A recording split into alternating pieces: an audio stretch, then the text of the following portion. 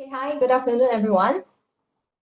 Thank you for joining us. This is Farah. I'm from UOB SMU Asian Enterprise Institute. So it's 2 p.m., so we shall start the session. And today we have this, not bad, we have 66 of you here in this webinar together. So thank you so much once again. And today, before I invite in Joseph to share with us the 5 steps in terms of fighting COVID and using the business transformation framework that he has actually put in place for us. Can I get Sir King, our Institute Director, to do a very quick introduction and sharing? Or he has some words to actually share with all of us. Sir King, are you in here? Sarah. Yeah, hi everyone. Good afternoon. Thanks very much for joining us on this webinar. No big words, actually. I wouldn't want to bore you after lunch. What I wanted to say is I hope all of you are keeping well, that all of you are keeping safe as well as healthy, you and your family. I would also like to acknowledge Joseph for spending time in doing this. It's always nice to have people paying forward and making sure that we continue learning in spite or despite of the situation that we have. The good news is that the end of the circuit breaker is coming next week. We get to go back to office for a change. So let me not take any more time. Thank you, Joseph. We look forward to learning from you. Over to you, Jennifer. Okay, it's back to me. Okay, before I get Joseph in to share with us these 5 steps, I also like to let you know, Joseph has also invited 5 other business owners who will share with us some vibes as to how they have actually implemented this framework into their respective businesses. So later on, I'll be able to hear these bosses as to what they have actually done during this period. Okay, before I invite Joseph in, to allow me some time to share with you what UOB SMU Asian Enterprise Institute is all about and the program that we actually do here in our institute. I hope it inspires you to do something for your business. And if you have any questions, please come forward after this session. We will leave you our contact details. If not, you can actually search for us online and you'll easily find us there. All right. So a very quick one.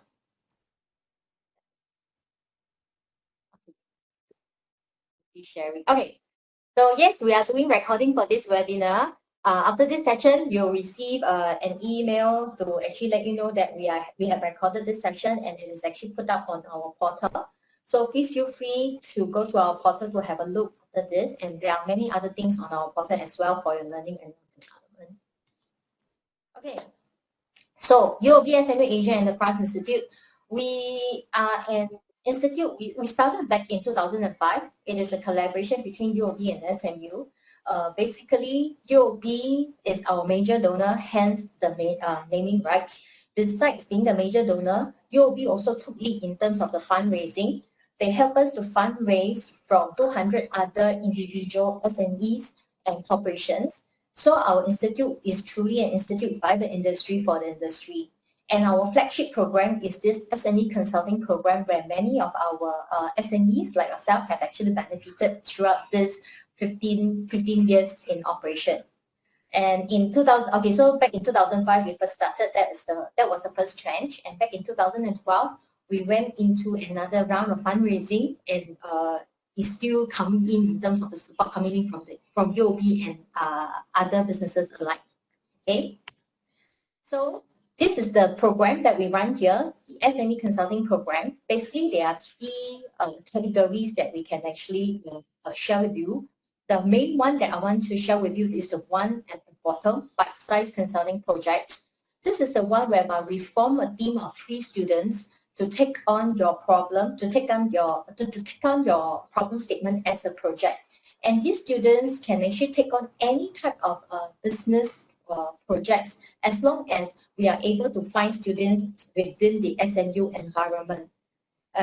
It can be marketing, it can be branding, business operations, or anything that you can actually think of, any issues that you might face currently on hand. You want to explore like maybe a new market, you have already have a new product, you want to actually go into the market, so you want to have a go-to-market strategy. So this is some projects that the students can actually embark for you. Later on, I will do a very quick sharing of this case study that we have actually done previously for a company, a quick one, so that you can have an idea of what kind of project that our students can possibly do for you. And what makes our project interesting is that it is not just a team of 3 students. There will be a project advisor who is an industry practitioner, if not a subject matter expert, to help you to guide the students along the way. This is this is put in place so that we can actually lessen the burden on your side. You need not handhold the students. What we really need from you is to handhold them in terms of the part of imparting them the knowledge about your industry, the knowledge of your company, give them a quick crash course of what is it that you're actually currently experiencing. Then as for the rest of the things, the strategies as to what needs to be done for this particular project, such as like maybe surveys or coming out with the recommendation and stuff like that, the project advisor will be the one hand-holding the student. And these students, they are typically senior year students.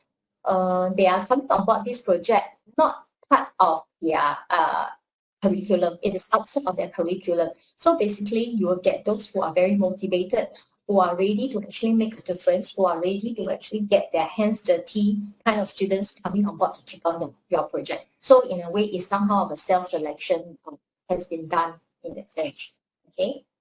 So, okay, very quickly, let me do a quick sharing about this case study. Arami Hair, they specialize in providing custom-made non-surgical hair replacement system. So basically, they don't advocate or they don't advocate in the sense that hair will regrow on your own, that kind of stuff. It can, but it might take a long while before so. So basically, they actually they custom make these non-surgical hair replacement system. Okay, if you see that, if you see advertisement, people like Wang Lei, and people like Yao Wenlong, the MediaCorp artists, right? They are actually one of Arami Hair's customers. Okay, so when they come aboard this project, they wanted to actually to raise awareness among the millennials, and because hair loss is such a taboo topic amongst not just the millennials, but rather amongst all of us here. So they actually face some difficulty in terms of in their advertising work, in their marketing work. So through this project, they also want to explore what are the better channels, what are the better avenues to actually bring across their services to their target audience. Go to the next slide. Okay. So in terms of the project deliverables, the students actually conducted research. They actually go around doing some competitor analysis related kind of work, understanding what the competitors are actually doing, and then seeing how we as an Arami Hair can actually do better in terms of the advertising, in terms of the bringing out the awareness. And they actually implemented the digital strategy for Arami Hair. They did Facebook revamp for them. They actually they actually help them with the setting up of the Instagram business account as well. So later on, I will show you some examples of the work that they have actually done. Okay, so in terms of the key project outcomes, the students have actually fulfilled these 3 different things that they have actually set up to do. Firstly, they actually became like the first mover. They actually modernized and created an overall professional brand image for Arami Hair. They actually also help them with consumer engagement. They set up channels in terms of communication via their Facebook page, via their Instagram business account page as well.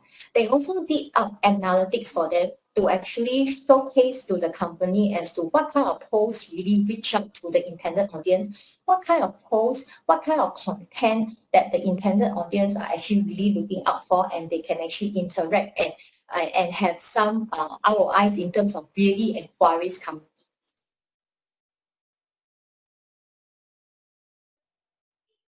Okay, this is the Instagram revamp that they have actually done up for Arami. The one on the left was was the before, and the one on the right is the after. They actually did up a more curated look, a more consolidated look to actually help to achieve the more uniform look and more professional look for RME hair. Okay, so this is the testimony coming in from the SME from RME hair. He's really very impressed with the outcomes, and he was actually telling us during the final presentation that if any of you here are not convinced with what the students are able to do for you, he is actually ready to actually share his experience with you. So if any of you want to actually talk to Peter, the boss, let me know. I can arrange a session. If not, talk to us. Okay, so something for us to shout about. So far, we have actually launched 600 plus projects, impacted this number of companies. Basically, you are not restricted to just one project. You can come on board for as many projects as you love to, as long as you find it beneficial, and as long as we as the institute deem that the project is something interesting and something beneficial for our students' learning, we are ready to take it on together with you. So besides the consulting program, we have learning portal. We have in the learning portal, we have the e-bulletin, we have the Chat with the Boss series. Basically, all these are the initiatives that we put in place to inspire you, to showcase to you what other companies have actually done, and you might be able to do as well in order to learn and develop alongside the students. And SME development series will be a session like today, the webinar. Before COVID, we are actually holding physical seminars and workshops. So with COVID, we have actually turned to online for all these webinars. So do join us. So now we have you in our database. You will be receiving our emailers upcoming webinars and sessions. Okay, Ask Our Expert is one of our latest offerings that we have actually put online. Basically, we have put in place these panel of experts to help you to unravel some of the questions that you might have in mind. Like Sir King is with us not as our institute director, but he's also offering his service to you. If you have any burning questions in any of these areas, like data analytics, you see Jack, and then Chifu, you have anything to do with IT infrastructure and technology, you can actually address to them. Go to our portal, log into our portal, and you will then be able to actually find these individual experts, send in your questions, and we will be able to do a reply to you. So during this period, if you have any burning question, feel free to actually send in the questions to these individuals. So, okay, that's all from me. Here's our contact details. Take a while to actually register this information, and I will hand over shortly. But I think, Sakin, you have something to share? Okay. Yeah, I just want to chime in a little bit. I think what Vera has done quite an extensive sharing, but I think it's important for you to let you know, for us to let you know, the program that we are offering is actually heavily subsidized by our donors. And in the situation of COVID or in the Laos situation, I think it's not only important to kind of get your name out there, but also to sort out the internal workings that you never had the time to sort out. So very often what we find when people are busy, right, they throw a lot of internal stuff, right, and they don't work on it. And in such a way, when things start to kind of get busy, right, a lot of things starts to kind of multiply and compound the problems, I mean. So in this situation, this environment, I think it's important to take a deep, closer look at what you can do internally to make it more efficient. When things start to get to normality, you can actually then start to kind of take off and fly. I think that's really one thing I want to kind of encourage all of you to do. Okay. Now, that's all I want to say. Thank you, Vera. No problem. All right, thank you. So yes, I will now hand over the session to Joseph. So please sit back and enjoy this session. Anything, let us know. Thank you.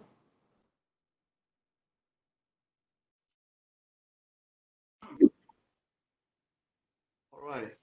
My name is Joseph, and I'm the founder of the SME Challenge. The SME Challenge is a business accelerator program to help our SME transform and grow their business. And we call this program the Star SME program. And there are 4 things we do to help you transform into a Star SME. Number 1, we help you grow your sales through our sales program. Number 2, we train your people so that we raise their productivity. Number 3, we work with you to implement your business plan through the action plan implementation. And number 4, we give you resources to help take your business to the next level. So I'm very pleased and honored to be working with UOB SMU AEI to run the SME Challenge, training and events to help our local SME grow their business. And before COVID started, we are actually doing a lot of live events. But now with COVID and with the stay-home measures, we are doing this live webinar. And today, we are sharing on the 5-step framework you can take to protect your business and grow your sales during this COVID-19 pandemic.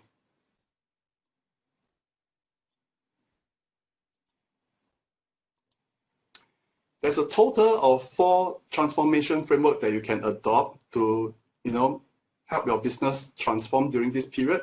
Number 1, leadership framework to manage your people and lead them. The business framework to help you grow your sales. The management framework to help you manage your risk and restructure. And the digital framework to help you go digital. So all in, when you participate in this program, you'll see a transformation happen. And for today's sharing, we have just about an hour. We are focusing on the business transformation framework. And the agenda is this. I'll be sharing with you the 5 things to do to transform your business. I'll be giving you case study and example on what you can do to implement them. And after that, I'll be inviting 6 distinguished entrepreneurs and business professionals to share with us how they have implemented the Fight COVID framework within their business and their organizations. Okay, let us start.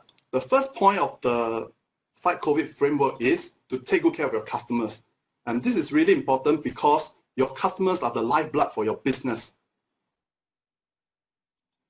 You can take care of them with the customer care methodology, all right? And there are 4 things you can take note of. Number 1, you need to connect to your top customers. Number 2, attract new ones into your business. Number 3, retain existing customers.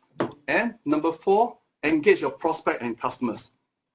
And right now, as part of the program, we are going to have interaction so that the whole presentation will be very meaningful for you. I want to invite you right now to join me, and you can go to mentimeter.com. All right. So if you can see on the screen, right? Can you see the code 921181?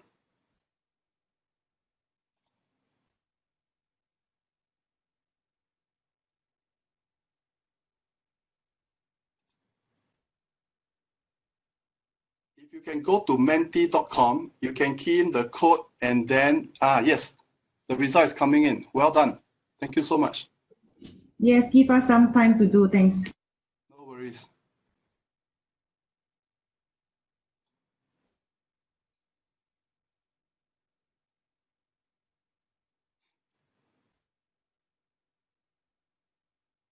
Wow.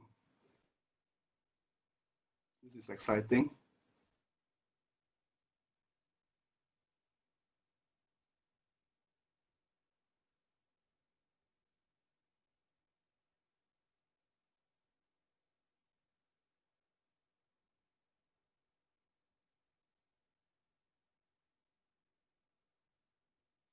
Today we have about, I think 100 over people in the room. So, yeah. 98.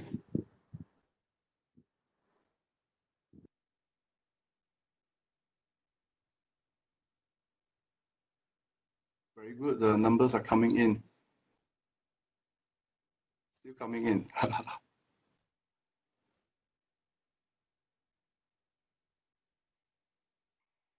Okay, it looks like right now, if you look at the screen, right, retaining existing customer is like the number 1 priorities for a lot of businesses, followed closely by attracting new customers. Okay. Third in line will be engaging the prospect and customers. And the last one is to connect to your top customers. Okay, that's pretty interesting. Okay, very good. So this is the data, all right. Did the finding interest or surprise all of you? For myself, I was expecting maybe the weightage for the attracting new customer to be higher, but it looks like right now the focus is really how you can retain the customer in your base. Yeah. So with this, I will come back to the sharing. All right, this is the result. Thank you so much for participating. Now, when we look at the care program, there are 4 things we can do to help us take better care of your customers. The first one is really what you call connecting to your top customers. And the Pareto principle state that, all right, 20% of your effort and activities will lead to 80% of the result and outcome you want.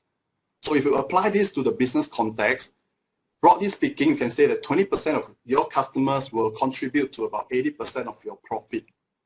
And that's why it's very important for you to take good care of your customer during this period. I'd like to share one case study of my client, and this client is in the financial services industry doing general insurance. How many of you are familiar with GI? Okay, if you are familiar with GI, you'll know that it is a very competitive industry, and it is important to keep your top clients and key accounts. And what happened is when we go into circuit breaker, all right, the boss of this company do something very unique. What she does is she actually take out her client list, she look through and she identify the top customers, and she go on to place an order to send to them 2 boxes of healthy snacks per customers, so that during this lockdown period when they have to work from home, if they feel hungry, they want to eat something, they want to munch something, they get this lovely snack, healthy snack to munch on. And because she do that, she managed to connect to the customers, connect to them and show them that she cares and they are on her mind. So my question to you is this: do you know who are your top customers? And have you taken any step to connect to them? If you haven't done so, maybe it is time to do it. Now, second thing is to attract new customers into your business. Now, UOB SMU AEI, they are doing a feature article on this Fight COVID framework. And in that article that they will be sending out to their mailing list, including you, you will read about many strategies that you can use to attract new customers. But today, for the purpose of this sharing, I'll touch on 3 things. Number 1, word of mouth referral. Now, this is really important because if you can get your customer who love you, your product, and love your services to endorse you and refer you to the people they know, you win the battle. You'll be able to get a lot of good quality leads into your business almost effortlessly. Now, this is very important because when people refer business to you, they actually give you credibility. There's a lot of trust there. So word of mouth referral is a very powerful way to get new leads into your business. You can also explore using LinkedIn platform to reach out and do prospecting. Now, LinkedIn is like the Facebook of business. Almost, how do you put it? A lot of business owners, a lot of business professionals do have a LinkedIn account. Whether they are active or not is another matter, but most of them may have something set up. So this is one of the good way for you to go and reach out to people you want to connect. Now, having said that, there are people who do LinkedIn prospecting in the wrong way. So for example, I get a request to connect. I say yes, and the next thing you know, the person who connected to me asked me to buy his or her product, asked me for a sales meeting. So that's kind of too sudden, too quick, too direct. And what you can do properly for LinkedIn prospecting is use it as a platform to connect, to build trust, to build credibility, build a relationship first through content marketing before you even go into the area of trying to do sales with the person. And the third thing is doing digital marketing. Have you started? If you have not started, this is the time to do so. Simply because right now with all this circuit breaker, you cannot meet your client face to face. There's a lot of restriction on physical contact. So you need to leverage on technology, digital space in order to bring in new customers. Now, as part of the Fight COVID program, we have training on these 3 areas to help you find a way to go out there and attract new customers. And I'll give you more details shortly. So right now, I have a question to ask you. I'm just thinking out loud in my head. Today, for this event, we are very thankful. We have close to more than 200 people who registered, but due to space constraint, we bring in about 100 over people, and the others we might do a separate meeting, separate event. But I want to find out from you today, if we have a sales mastermind group that help you refer business, will this impact you?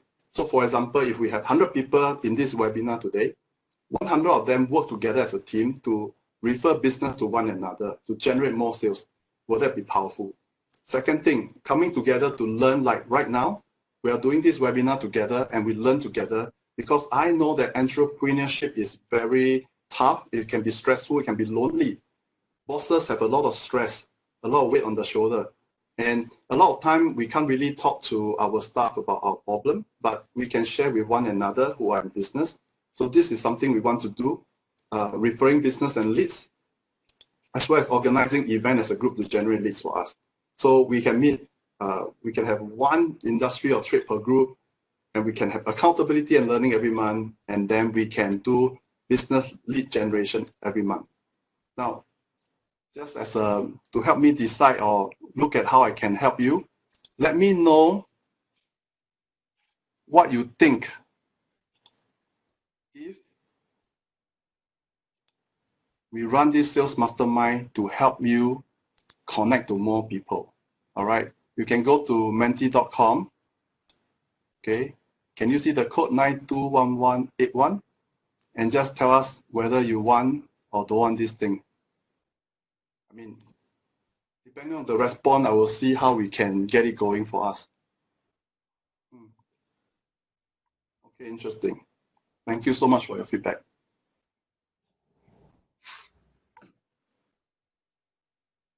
So, so far nobody say no. Okay, good. So everybody want more sales.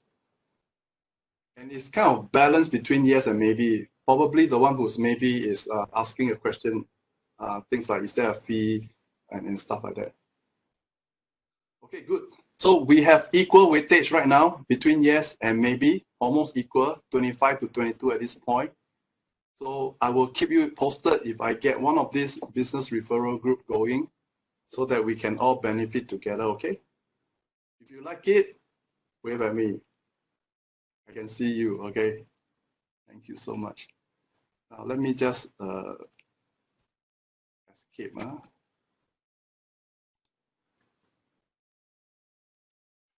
Okay, we are back to our sharing.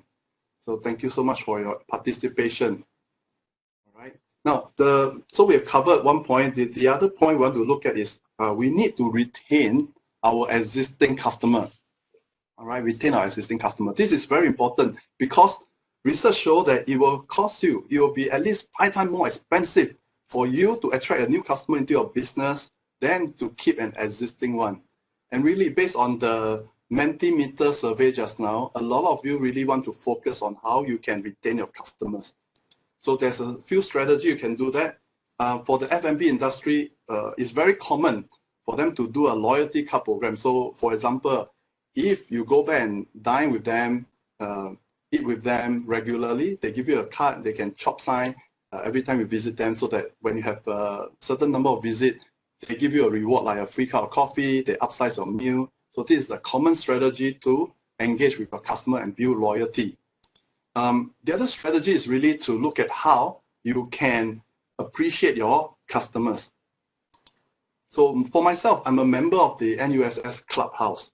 And every year during my birthday month, they will send me a very nice gift voucher for me to go and use and spend at any of the F&B outlet. So I'll go there. The voucher is quite good. And the thing is, after I get the voucher, I get excited. I go and eat. The thing is, I don't go alone. I'll bring my family. I bring my friends, and we go there. And after using the voucher, what we spend will be more than what they give me. So in that sense, it's a very powerful way for you to bring your customer into your business. Now, today I've shared some example on the F&B side. I'm sure some of you would have other examples to share as well. Later, we'll look at what the different speakers have in mind in terms of how they retain their customers. But for now, this is one key thing you can do. Show your appreciation for them. Find a way to connect to them. Find a way to show your care. And the last thing is we must engage to get leads and prospect. Okay. Somebody asked me a question, I will answer it later. Now, you need to engage to get a prospect because engagement is the way to go today. I remember back then, long time ago, when I first came out to work, the internet hasn't taken off yet. So the thing is, during those days, people don't have access to information. But right now, people got access to Google. They can search for things. And as a result, it's not as easy to get them to buy something from you as before. So engagement is a very key way for you to get leads and prospect. You've got to use what you call a content marketing approach to connect to your audience, all right, your targeted audience, so that you build some form of relationship, trust, and credibility, and then you can then bring them into your sales funnel. The second thing in the Fight COVID framework is what you call opportunities. Albert Einstein said this: in the middle of every difficulty lies opportunity. And one of my favorite saying is, when life gives you lemon, let's make lemonade and sell it. We can do this with a scan for opportunities methodology, and we have 4 tools we can use, 4 ways to do it. So number 1, study and research the market. Now, the question is, do you do active market research? All right. Example, do you use Google AdWords or keyword search to find out what people are searching for in your space, in your industry, for your business? Do you research or study what your competitors are doing? So one example is, I have a client who's in the corporate training business, and what she does is she actually subscribes to the newsletter of her competitors. So every time the competitor develop a new training program and they start to market it, she will get the information through her email. And this allows her to know what people are doing, what kind of opportunity they are sniffing out. So for you, you can also think about how you can apply market research or competitor research in order to spot opportunities. Combine force and partner up. Now, one of my clients is in the medical supply business. He distributes medical supply to specialist clinics all over the island. And when COVID-19 started, he actually have a contact who does hand sanitizer. Now, this contact is very focused on what you call, they're in the chemical business. And before COVID-19, any product that deal with alcohol-based kind of product is really a low-margin product. Or it's a low-margin product. So their focus was on things like anti-rust chemical solution. Ship owners will buy the spray to protect the metals on the ship so that it don't get rusty. But when COVID-19 happened, all of a sudden the demand for the sanitizers surged up. And they come together and they see an opportunity. Now, if you can see my cursor, my friend who has this network clinic need people who supply hand sanitizer. So they work together. This gentleman sells the product to him so that he can distribute to all the clinic in his care. So in this period, look at what kind of opportunities you have by combining forces or partnering with someone. The third thing, attractive offer and combo sales. One very good example would be the Straits Times. I quite like their campaign because when you subscribe to the newspaper, you get a very nice free gift, or you can pay a little bit of money for a premium gift. So this idea for you to create opportunities by creating attractive offers, combo sales with someone else to go to market. And number 4, new ways and ideas to do things.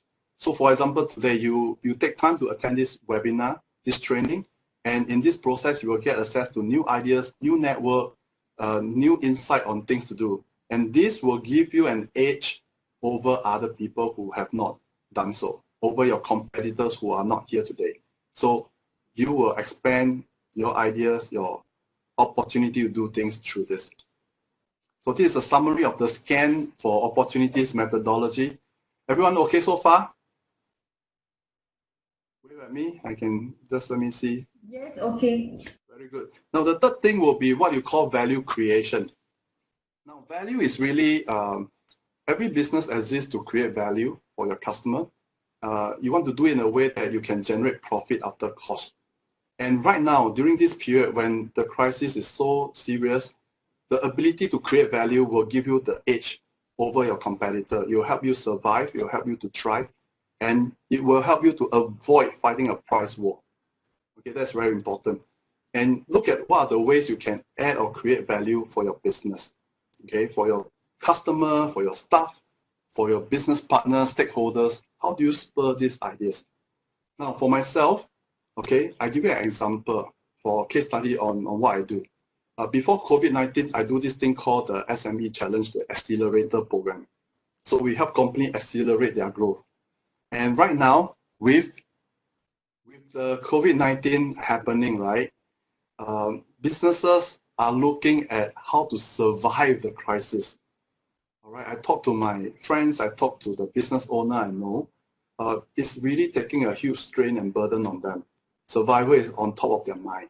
So, you know, going out there to promote accelerator program is helpful, but I think they want to find a way to solve their immediate problem. And that's how I developed this Fight COVID program, with a lot of value add to help the SMEs in my community, the SMEs that UOB SMU AEI work with. We want to help you manage the crisis and grow. So what happened is you are here today because you get the invite for this Fight COVID program. This is a webinar introduction. And today you have an option to join the program. And when you join, you will get this from me. All right, it's pro bono, it's something I'm doing to give back to the community. You'll get a comprehensive business review and consulting. We'll do the 5P, 3C, and BR, the SWOT, as well as the application of the Fight COVID framework using the 1T2. Okay, now it's a handful, but these are the consulting tools I'm using to help my clients. We'll help you design an action plan to improve your business from this number 1. So if you do number 1, we can move to number 2. And then we'll have 2 sessions of follow-up coaching to help you implement it. All right. We also have sales training to help you grow your sales. And the first one we are lining up is the effective referral training. And there are others coming like LinkedIn prospecting, etc. And lastly, we have business training for you too. You can attend our SME Challenge other master classes that I'm organizing with UOB SMU AEI. Okay, so this is the program that we have designed to just help our SME during this period. We're not charging, we are doing pro bono. We are doing it so that we can help this group, you know, step up, break free, and overcome your challenge. And if you like this, I want to invite you to do something right now. You can take up your phone. Okay, everybody can take up your phone. You can just scan this QR code or take a photo, and you can just register for the Fight COVID program. Now, it takes you just 1 minute or less to register with your name and contact details, but those of you who register already don't have to do it. Okay, your data is in my contact list. If you have signed up with SMU and you want to join the program, then just let me know, sign up here. Those who are from Eventbrite, from PTX and other places, please just participate if you feel that it will help you. I'll move on next. So this is how I create value I give to my network, my SMEs that I'm helping. The 4th thing is innovation. During this period, we must innovate, and everything we do must drive towards increasing sales, cash flow, and profit. And you can innovate a few things. So example, your process, your people, your promotions, marketing, your price, and your product. So for the purpose of today's sharing, we will look at process, 1 item. Those who join the program, we can look at the rest. And looking at sales. So one example, a case study is one of my clients in the professional service business. They have a big team of sales force that go out there to get sales, to do prospecting. And before COVID-19, they meet their prospect in a cafe, they'll buy them a nice coffee or snack. And when the circuit breaker kick in, right, they cannot meet their prospect face-to-face. They are only meeting them using Zoom, online webinar, online Zoom meetings. And what the boss did is he actually empowered them with a budget to go and buy coffee and snacks or cakes for the prospect they are meeting. So that if today I'm their prospect, I'm meeting him, he will order a coffee and cake for me, and I can sit down in the comfort of my room, have a nice Zoom meeting, and then have a nice coffee at the same time. So isn't that powerful? So that's one way they are innovating on how they do sales, even with this different social distancing measure. For marketing, digital marketing is the way to go. Now, join the program. We have 3 steps to power up your marketing, your digital marketing webinar coming up. In fact, we'll be doing this regularly to show you some 3 things that you can do to transform the way you do digital marketing. Things you've never thought of, things that nobody tell you. Okay, 3 things that you miss it. So if you do that 3 things, it will help you boost your business. In fact, tomorrow, UOB SMU AEI is running 1 event on this. All right, and I think it's like almost like full house. That one I'll have to check Jennifer, but from what I know, it's full house. We have close to 200 people sign up. It's wonderful. Now, a little exercise on sales innovation. Now, if you have a mobile phone, just now I talked about LinkedIn prospecting, right? And I share with you how you can strategize the way you do sales. This is one example. So take out your phone. You can just scan my LinkedIn profile and connect to me on LinkedIn right now. Now, this is an idea for you because a lot of you may not be actively, somebody SMS me, correct. When you want to deliver the coffee to somebody, right, sometimes they want their address to be known, so they will decline. Yeah. Okay, so LinkedIn, back to LinkedIn. Connect to me on LinkedIn right now, all right? This is your sales innovation. Next time, use this to go and connect to people. Now, I give you a very interesting fact you may not know, a fun quiz. Do you know that you can do a LinkedIn group connect in a live event? It's very powerful. So if today I'm in a live event with you, wow, see, I got all these people coming in. I also have a timer to tell me when to stop. So people are sending in all the LinkedIn requests now. So the thing is, in a live event, you can actually connect to everybody using LinkedIn app, and it's powerful. It's better than WhatsApp because WhatsApp, you don't know the person, you only get the number. But through a LinkedIn Connect, you can actually know who they are, what business they are in. So it's really powerful. So print this QR code, put it on your handphone, not your handphone. You can have this photo on your handphone so that next time when you meet people, you open up this browser, you see, right, this code, you ask them to scan, and then you can connect to them immediately. Okay, so this is one strategy for you. Now, the last thing in the Fight COVID framework is daily management, daily leadership. During crisis, how you lead, how you manage, make a difference, make a whole world of difference because every day you're fighting battles, and the war has to be won one battle at a time, one day at a time. So every day you need to manage yourself, manage your mood, manage your emotion, look after your people, lead them, encourage them, motivate them, inspire them so that you can help them to transform themselves. So on a day-to-day basis, there are 2 areas you can look at. Number 1 is sales. All right, you can look at how you can, how do you put it, the daily action plan for your sales, how you can bring in the sales, how you can hustle and prospect better, how you can engage your customer. You got to do this with your sales team. All right, later we'll see some example from our panel on what they do to look after the sales team and to get them to spur them to achieve better goals. The other one is operation. Working from home is not easy. The reality is hard. And you want to find out the issue that they face when they work from home, resolve it, lead them as a leader. You have to lead them remotely. What are the best way to do it? And how do you measure their productivity and performance when they work from home? Okay. How many of you are very interested to find out how to do this? Like, how do I know if my staff are working? How many of you? Just wave at me. Okay, very good. This is a question on the mind of a lot of bosses, yeah. A lot of bosses.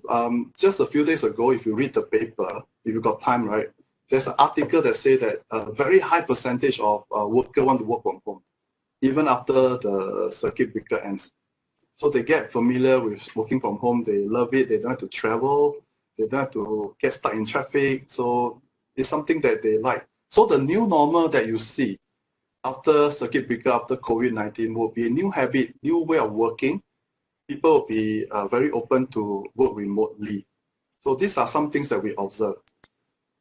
So this is a summary of the Fight COVID framework that I'm sharing with you today. We've gone through 5 points as a summary. We've gone through 5 points and we have gone through some example of what to do, case study of what people are doing.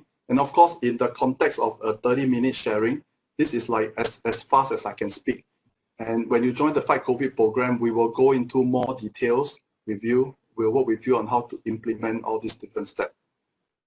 Right now, we want to do something. We want you to share one thing that you have learned today that's useful for you and your business. So I'm going to go back to Menti. All right, I'm going to go back to menti.com, and I am going to get your help to share this. Key in the code 669487, 669487. Type in one thing you learned today that is useful for you and your business. One thing. Time check. I'm on time. So I was just sharing with Jennifer, it's a bit stressful because today I got to cover a lot in 30 minutes. And I go through a lot of rehearsal just to prepare myself. Wonderful, keep the thing coming in. Wow, customer is key, keeping them, yeah. You are absolutely right. You got to keep them, you got to make them happy, okay? Digital marketing, good. Digital marketing, good. Digital marketing, good. Join forces, I like that. Go digital and join a business referral group, wonderful opportunity. The points on how to attract customer and retain, linking power, yeah. The thing is, frankly, linking is something that we know, but we may not actively do. So try it and come together, we do it together. Yeah. Social media, collaborate. Okay, you got to do better engagement, networking. By the way, do you know that UOB SMU AEI do a lot of fantastic webinars and events, live ones? It's powerful. It's powerful. You got to join them. You got to go to their website after this talk and just subscribe to their newsletter because they got so much awesome content for you. Thank you, Joseph. Thank you for coming as well. Good. Thank you for the feedback. And this thing is interesting. They keep floating up. Daily action plan. Yeah, scan. So yes, join the COVID program and we see how we can help you. Tomorrow, by the way, just sharing for UOB SMU AEI, tomorrow at the same time today, 2 o'clock, we have a very powerful session coming up on digital marketing. 3 things to power up your digital marketing, all right? 3 things that you never know. The trainer will give you some insight on what you can do to look at your business, look at the keyword, look at the trends. And if I'm not wrong, you get a special free gift if you come for the session tomorrow. There is a special internet website audit that they will do for you and consult you so that you know what is good, what is bad with your website and how you can improve it, and what's good and bad with the way you do digital marketing. So don't miss tomorrow, okay? If you're busy, just sign up, and then after that, you can then, yes, tomorrow, Christina, just sign up. And the video will be posted soon. Okay, so thank you so much. This is I'm so sorry, Joseph. I may have to cut you for a short while. Okay, for tomorrow's event, we are facing an overwhelming response, but nonetheless, perhaps you can actually drop us an email, and we will respond to you accordingly. Later, I'll show you the email address of the institute. Thank you.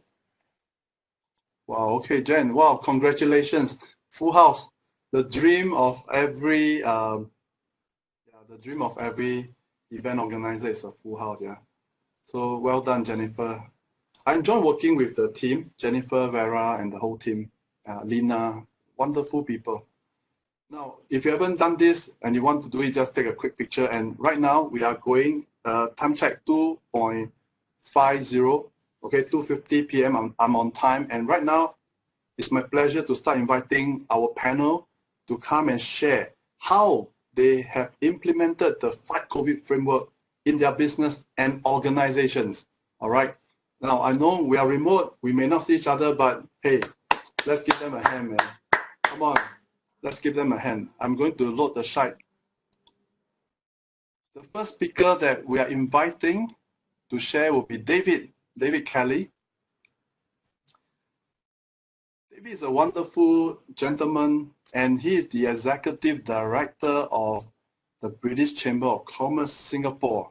All right. One thing I really like about David is he has this passion for the small, medium businesses. He has this heart to help them. And you will see from his sharing that everything is revolve about how he can empower and help this group of business owners. And the other thing is he's a very dynamic man. It's my pleasure to invite David to share with us what he has done in terms of implementing the Fight COVID framework in the chamber. Over to you. Joseph, thank you very much indeed. That was a very warm welcome. I can assure everybody on the call that this is not a sales pitch for the British Chamber of Commerce. This is me speaking with two hats. This is me representing the British business community in Singapore and understanding their challenges, but also us, because we're a small business as well. We're only 13 people. We're a very small team, and naturally, as a not-for-profit, COVID has obviously had an impact in terms of what we've been doing, but what our members have been doing as well. So if we just move on to the next slide, please, Joseph, that would be great. So I mean, I guess just to pick up on some of his points, really. We are a membership body. We have about 4,000 members in Singapore. We are a business community that helps to support trade between the UK and Singapore and the UK, and much more broadly across ASEAN. So we provide that business network.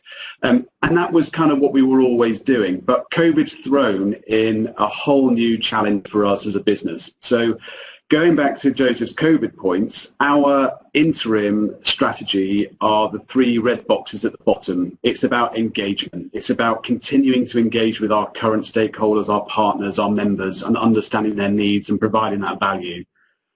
It's around supporting and reducing cost in our organisation, looking at credit and cash flow to make sure that we are a business which is going to carry on running with various forecasting scenarios. And then finally, the third pillar of our strategy at the moment is around building that pipeline for the future. So what does that attraction of new customers look like? So I'll just run through with you our COVID strategy as a bit of a high level, and fully appreciate that there's lots of detail that will be missing out of this. And if you do want to get in touch with me or the team, please get in touch with Joseph, and I'm very happy to answer any questions after this. Next slide, please. So in terms of customer engagement,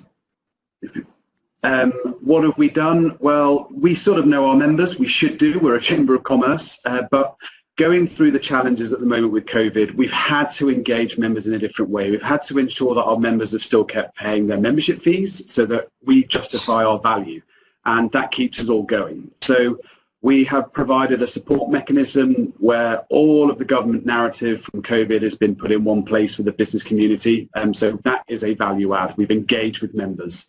We've sent out a series of surveys to understand business needs. We've put together top tips on how to market your business during this time, how to manage your team, how to really engage with the community here to support the continuation of business, etc., and to keep businesses in business. We've also been engaging with the likes of our High Commissioner Cara Owen, to share her input and to ensure that actually there is a community that are all going through the same challenges. And a lot of this content we've been putting on a brand new podcast channel. So engagement of customers, I cannot stress highly enough, has been absolutely important. And one of the things that we have done, and this is myself included with the team, is we've been ringing every single member in our network to understand their challenges and to listen to them. A really important part of being there for your customer base. Next slide, please. So in terms of opportunities, that has provided some really interesting opportunities for the Chamber and for our members. We are naturally very well connected within the Singapore and the UK government.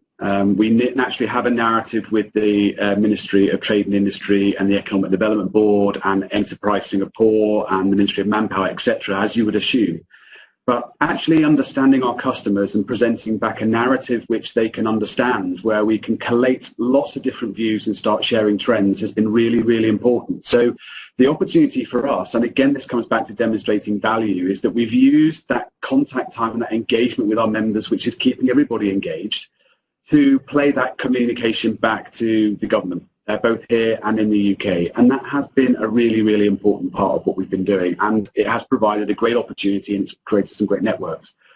Furthermore, we have used and launched our webinar series, which has allowed us to generate content in a much broader way and get a much wider audience involved with key topics and themes. And we've made those free for the business community in Singapore. So that has provided much more engagement in the region. Next slide, please. So in terms of value add, it's those blue boxes, and I won't go through all of them, but it is about representing our members. It is about virtual networking. It is about providing e-introductions for our members if they need to get in touch with a different company. It is about providing content and putting it online. It is about running virtual trade missions and allowing trade still to happen in Singapore and connecting local businesses here in Singapore with businesses in the UK. Really important. And this is all building the chamber for the future. And I think one of the things that COVID has done, and it certainly has from my perspective, is what does a Chamber of Commerce look like in 2030 and in 2040? What does the new normal look like? And how do we make sure we remain relevant as a business and as a member network to support the British business community here in Singapore? So all of these things are value adding and they're all part of a wider strategy. And again, I know this is a bit of a helicopter view and a run through, but all of the things that we've been doing has been firmly around delivering value for our customers and our members and our stakeholders. Next slide, please. Thanks, Joseph. So just very, very highly in terms of what we've done internally. In terms of our people, we put in a daily call with everybody. We keep everybody motivated. Today, it wasn't about work. It was about their favourite film, just to get people to talk and to network. We try and ensure that everyone keeps their videos on so that we can still try and stay connected, which is really important. But keeping that engagement across the team has been massively valuable, because this is all about pivoting, right? This is all about shaping what we've been doing and going forward. So as you pivot a business in a difficult time like this, having your team engage with you and understanding and having that connectivity and contact time and understanding their challenges is massively vital and helps to bring them on that journey too. We've naturally shaped processes online in the background. We've been much more agile as a business, so COVID has kicked us into a much better place in terms of the way that we run things and the way we capture data and how it links between the website and the database and all the stuff you'd assume that we'd get on with operationally. And that has made us think much more clearly around data and really knowing our customers, etc. So processes have definitely sort of been impacted in a good way. We've also found that with the great content that's been produced and with the engagement that we've had with ministries and with the education sector and back to the UK government, actually our promotion and our marketing has been enhanced, but so has that of our members as well in terms of that representation. So that's a really, really important part.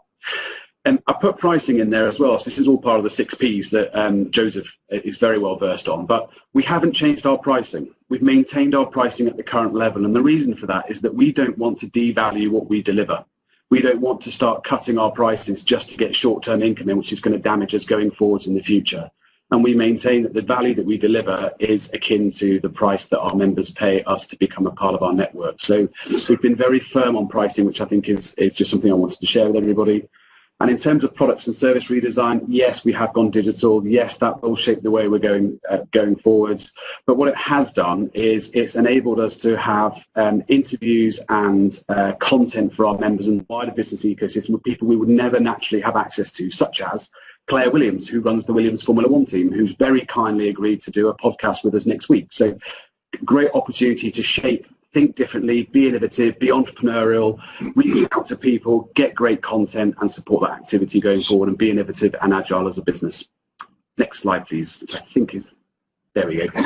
So very, very quickly, because I know we're very short of time, but in terms of the daily leadership action plan, constant contact with staff has meant that we have been an agile business. That has been a really important part of what we've been doing.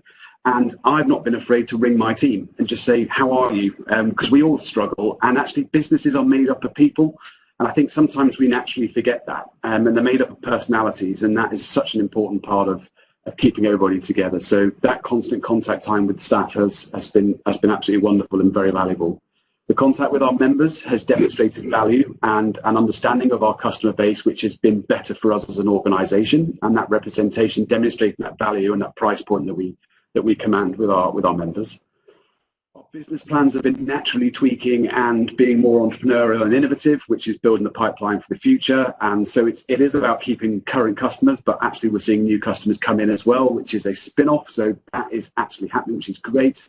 And finally, that financial control piece, that cost, that credit, that cash flow, really managing that on a daily basis and looking at where we are on our financial health and our position has been vital to ensure that we are sustainable and we're going to be here for the future.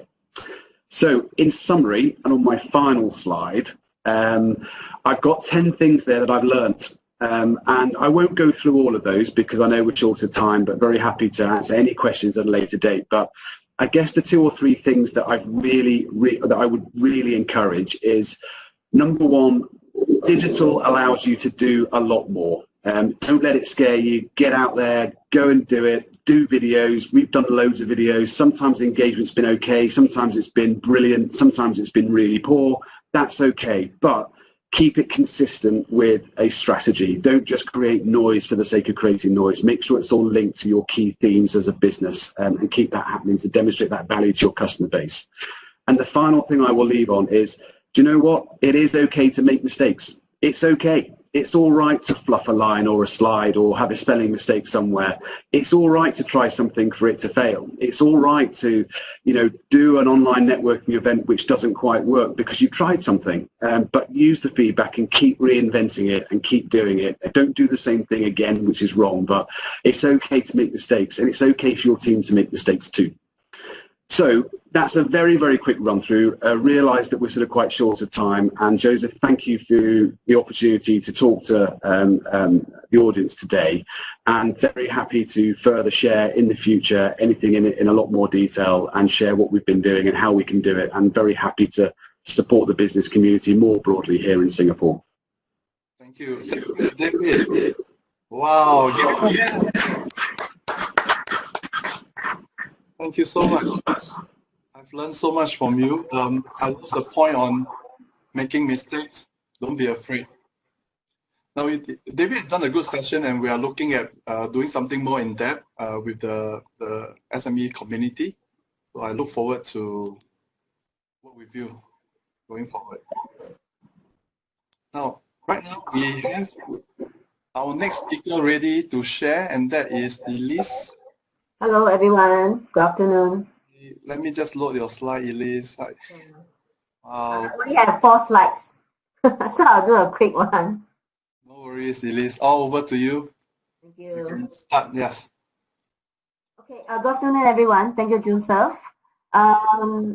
Actually, our business is quite niche. So every time when I explain to people what kind of business that we're doing, they always think that we are just a distributor. So we actually design, manufacture, and service our own precision cleaning system. Our cleaning system are mainly used in clean room, that we actually cleans hard disk drive parts, we clean plastic and metal parts. So we are very niche markets. I would say more than 80% of our business actually export.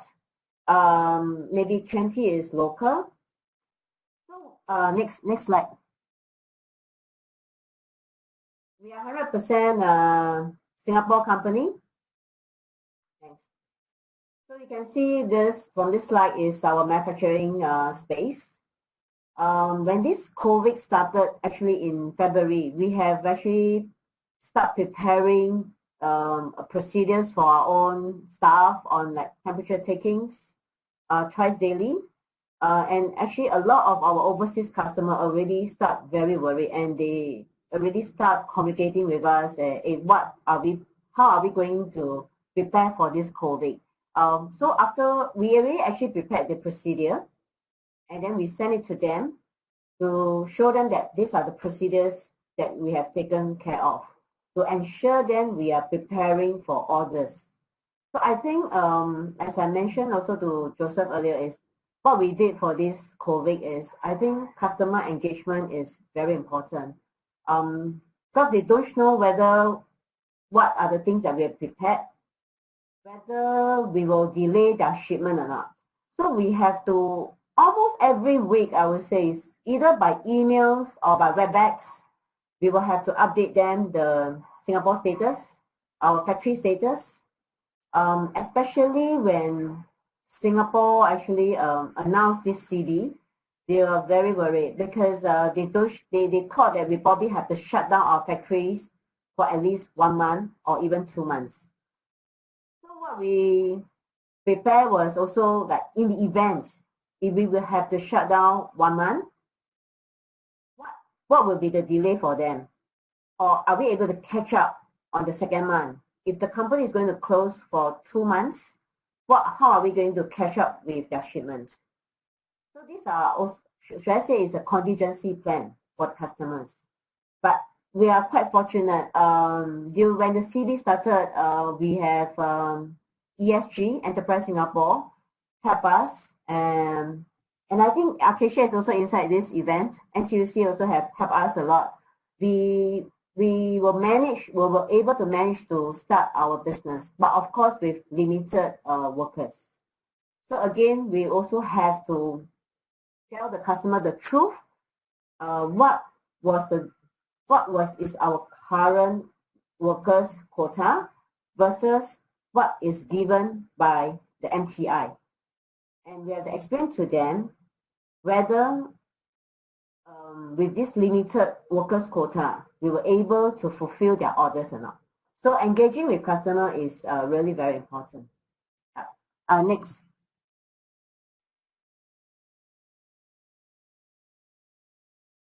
So this is actually the cleaning system that we have built. We do everything in-house, from designing to fabrication to system control. Next.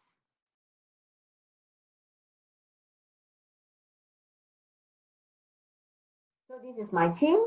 So of course, during this COVID, we not only have to work closely with the customers, we also have a lot of foreign workers.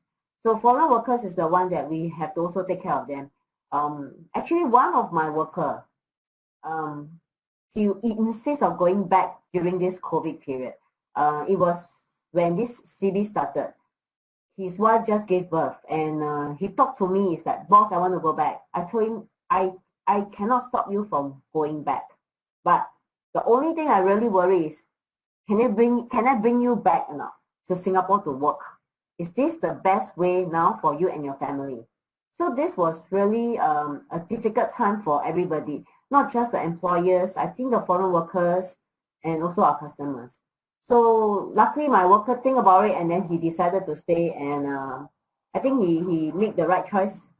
He at least, until now, every month we are still paying our workers. We don't delay their payment. We still pay them. They are still able to send money back to their family.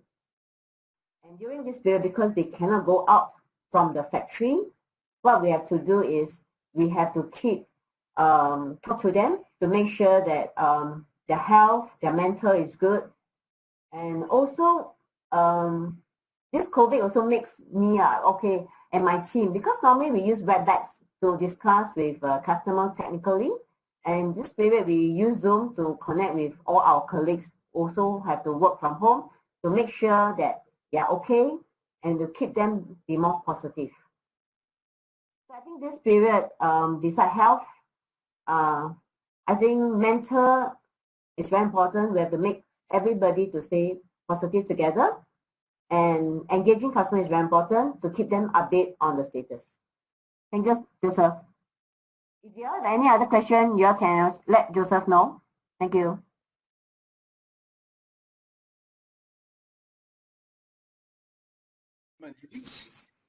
Elise is also the Deputy Chairwoman for SPECTA, which is the Singapore Precision Engineering and Technology Association. All right. So just wanted to hear from you right now with the current situation. What's your? You are in this. How do you put it? You're in this position. Yeah. How are things? What are? Yeah. Actually, this period is very stressful for everybody, especially when this CB start. Even a lot of our members, we don't know what to do because we don't know. Are we supposed to? What are the things we are supposed to apply to MTI in order to start work? Okay. For those that get rejected. So what are we going to do? So I think our association actually helps our members We actually help them with their questions, and we tell them where to apply for the permit for MTI. Yes. Yeah. Wow. Well done. Our members got any question, they also can come and ask us, no problem, because we have a group chat with all our members. Wow. From what I know, Spectra is very closely knitted, and you guys have done a great job in terms of uniting the people. Thank you. Thank you. Powerful. This is our job. It's our job. Elise is a very humble lady. Okay, let's thank Elise for her sharing. Thank you. Thank you. Thank you. It's so wonderful. Now the next person in line to share will be Mr. Jeffrey from AOX. Okay, let me just. Hi, Jeffrey, are you there? Hi, can you hear me? Loud and clear. Yeah, great. Give me a second while I load up your slides. And yes, you are also in the picture. No worries. Okay, Jeffrey runs AOX, and I'll let him introduce his business to you. But one thing about this entrepreneur is that he is one of the most positive get up and go guy I ever known. Okay, so Jeffrey, over to you. Let's inspire the different people, the bosses here. Okay. Yeah. Thank you, Joseph. Thank you, SMU. Okay. I think we have read bad news that our Singapore economy may be going by -7 to -4, and that is a reality. All right. So very quickly, I would like to just share a little bit about our next please about our company's business model. Now we are in. I want to explain this so that later on when I'm sharing the how to fight COVID, we can see in perspective. All right. So first thing first is that we are in the business of supplying alkaline water dispenser, all right, to our customers. But actually, we are not only doing that. We are also in the business of transforming health. So next slide, please. Yeah. So next, please. Joseph. Yeah, thank you. All right. So our customer base actually includes home base. We have several thousands, lots of companies like OCBC banks, hospitals as well, and even PMO office and Istana. They are our customers. All right. Our business model is based on either rental or sales. So the challenge we have today is that we are not able to meet our customer to share with them the goodness of the water. And it is very challenging for us to sell maybe a $2,000 water dispenser just over a phone call or through this digital marketing. All right. So can I have the next slide, please? Yeah. Joseph, thanks. Okay. So what we do here is that besides providing healthy water for our customer, we do provide health check for our customer, and it is free. It's complimentary. And by looking at a drop of blood, and we put it under a microscope, a German microscope, we are able to actually share with our customer certain health issue that they are facing or they might be facing. And from there, we are actually able to just guide them into better health. Now, can you imagine that we are into a business that we need to see a customer, provide them the health check, and with COVID, we can't even meet them. And that is the challenge we are facing right now. Next slide, please. Yeah.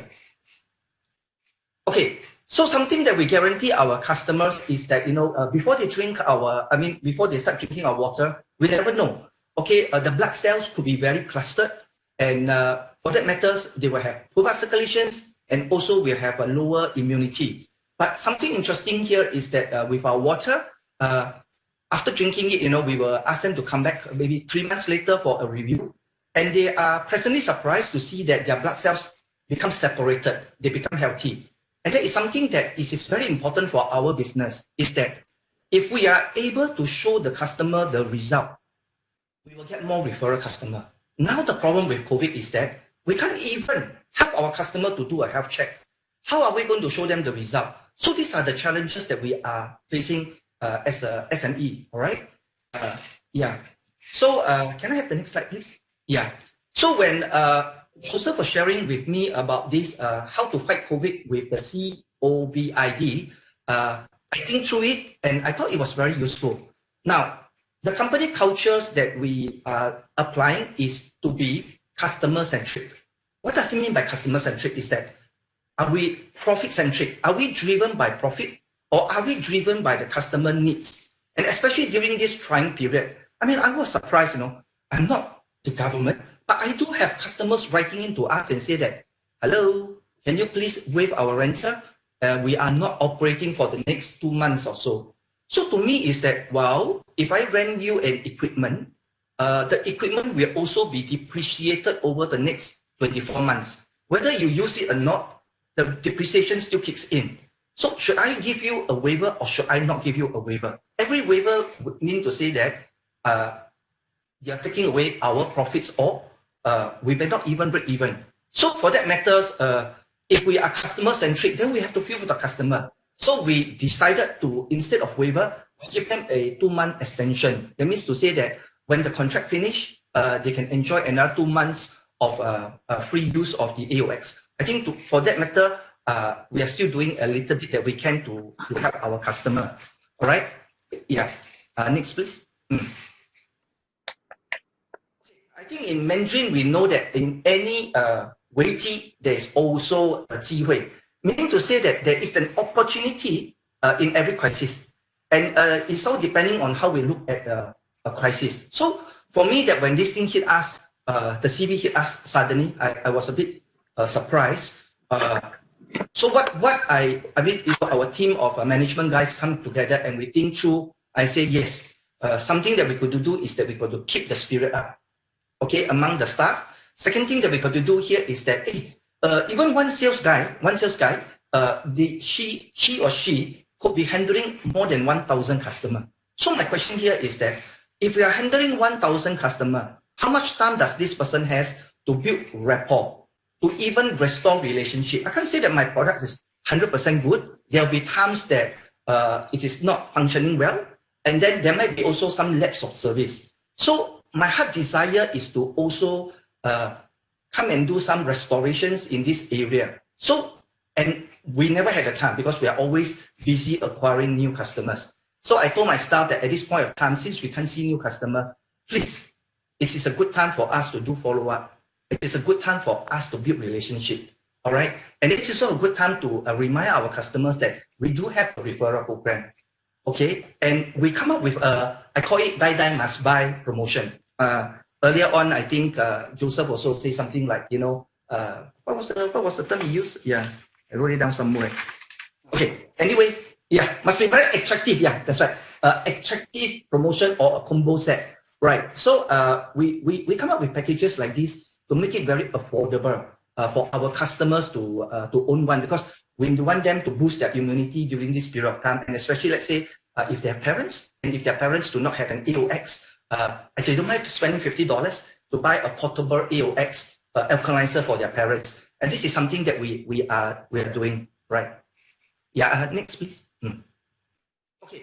So we were talking about value for money or value creation. Value creation can be in terms of products itself, that we give more attractive discount. I will share a little bit later on. But the value can also be because you have chosen our company.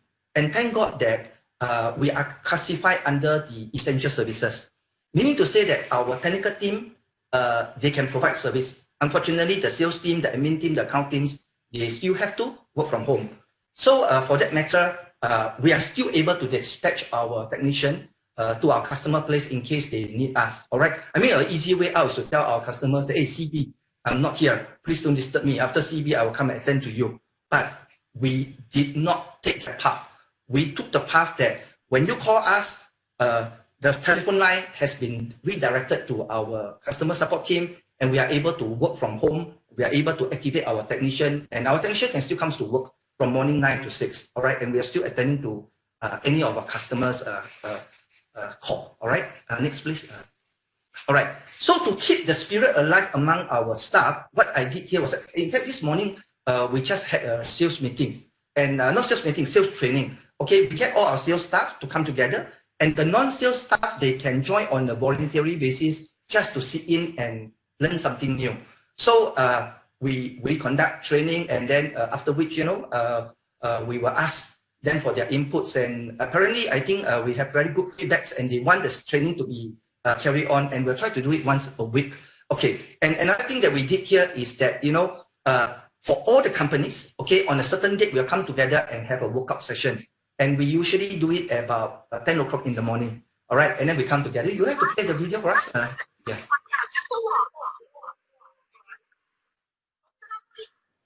Right, okay, yeah.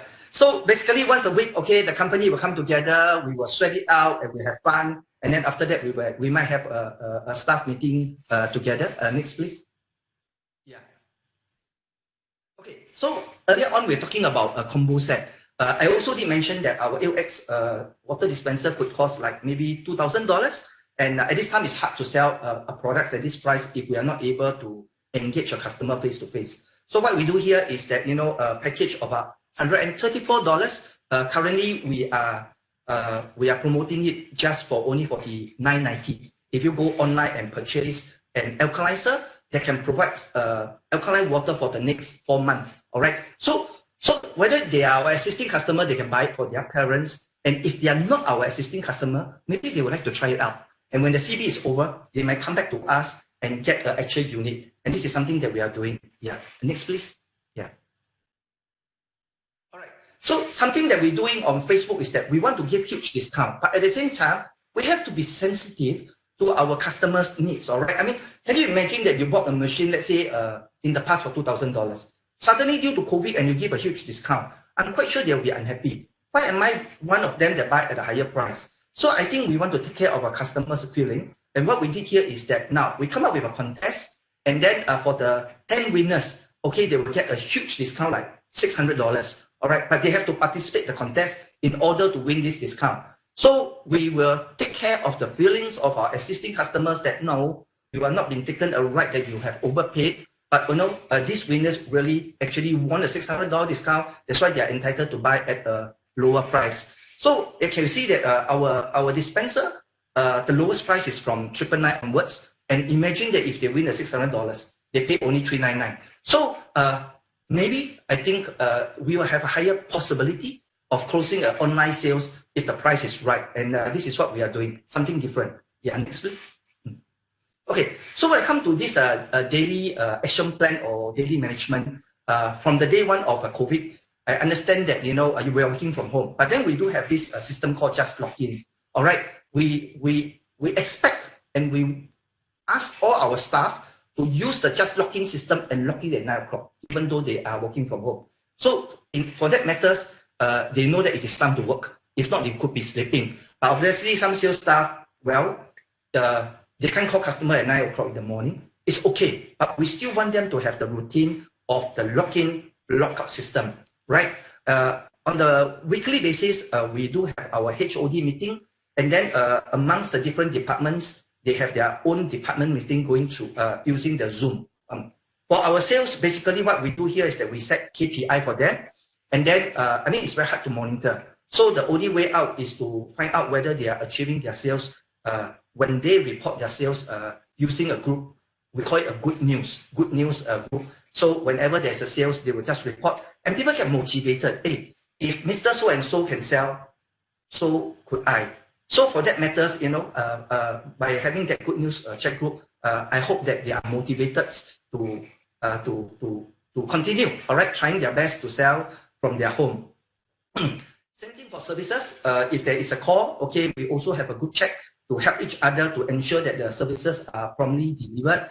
And our marketing team, wow, I tell you, they work very hard. I think they work harder than before CB, okay? So, I mean, how I know is that they will be calling me at night at 9 o'clock, 10 o'clock, asking me for artworks approval and stuff like that.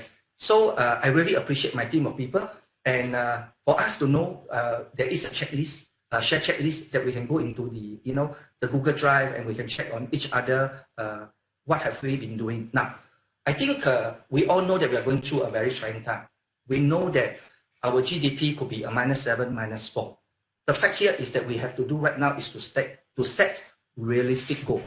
Okay, Jack Ma said, 2020, let us not set a goal to make money. Let us set a goal that as long as we can survive, be happy about it. So I think for me, yes, I'm setting a goal that as long as we can break even and survive, That is all I asked for. And there was one optical shop that I went to. I was talking to one of the shop attendants. I said, how is your business? And he said, oh, it's bad. I said, but he encouraged me. He said, don't worry. Basically, in this business, right now is 输少算赢. That means to say that if you lose little, okay, the person or the company that lost money the least is already a winner. You don't have to make money to be a winner.